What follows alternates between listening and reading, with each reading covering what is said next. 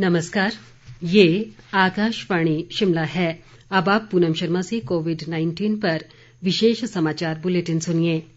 देश कोविड टीकाकरण अभियान के अंतर्गत 150 करोड़ टीके लगाने की दिशा में निरंतर आगे बढ़ रहा है। कोरोना वायरस का नया वेरिएंट मिलने से चिंताएं बढ़ी हैं। इसे देखते हुए श्रोताओं से हमारी अपील है कि यथाशीघ्र दोनों टीके लगवाएं और अन्य लोगों को भी टीके लगवाने के लिए प्रेरित करें। कृपया 3 सरल उपायों का पालन करें। मास्क लगाएं, 2 गज की सुरक्षित दूरी बनाए रखें और हाथ और चेहरा साफ रखें। कोविड से संबंधित किसी भी जानकारी और मार्गदर्शन के लिए राष्ट्रीय हेल्पलाइन नंबर 011 23978046 और 1075 पर संपर्क करें। प्रधानमंत्री नरेंद्र मोदी ने कोविड और इसके नए वेरिएंट ओमिक्रॉन की स्थिति की समीक्षा के लिए कल शाम उच्च स्तरीय बैठक की।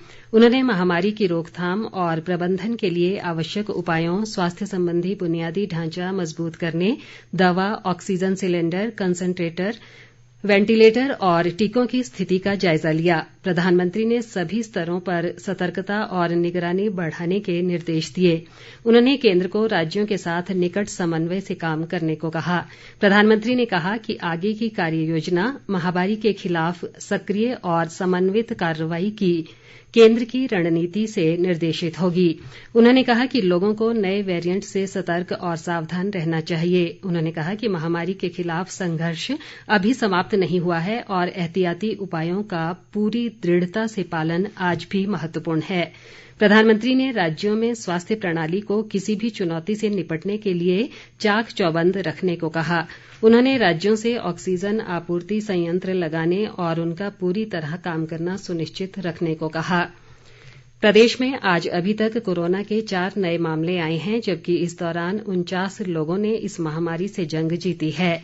प्रदेश में इस समय कोरोना संक्रमण के 375 सक्रिय मामले हैं, जबकि 2,24,227 लोग उपचार के बाद ठीक हो गए हैं। राहत की बात यह है कि पिछले 2 दिन से प्रदेश में कोविड से कोई मौत नहीं हुई है। इस महामारी से अब तक राज्य में 3,854 लोगों ने अपनी जान गंवाई है। केंद्र ने राज्यों और केंद्र शासित प्रदेशों से कोविड टीकाकरण की दर बढ़ाने और संक्रमण रोकने के उपाय सख्ती से लागू करने को कहा है। केंद्रीय स्वास्थ्य सचिव राजेश भूषण ने राज्यों के स्वास्थ्य सचिवों और केंद्रीय स्वास्थ्य मिशन के प्रबंध निदेशकों के साथ समीक्षा बैठक में कहा कि वे कोविड के विरुद्ध संघर्ष को कमजोर न पड़ने दें और ओमिक्रॉन संक्रमण से निपटने के लिए तैयार रहें। उन्होंने कोरोना के नए वेरिएंट को लेकर राज्यों की तैयारी और टीकाकरण की प्रगति की समीक्षा की। देश में कोविड-19 से स्वस्थ होने की दर बढ़कर 98.40% हो गई है। कोरोना संक्रमण से अब तक 3,42,15,977 लोग स्वस्थ हो चुके हैं।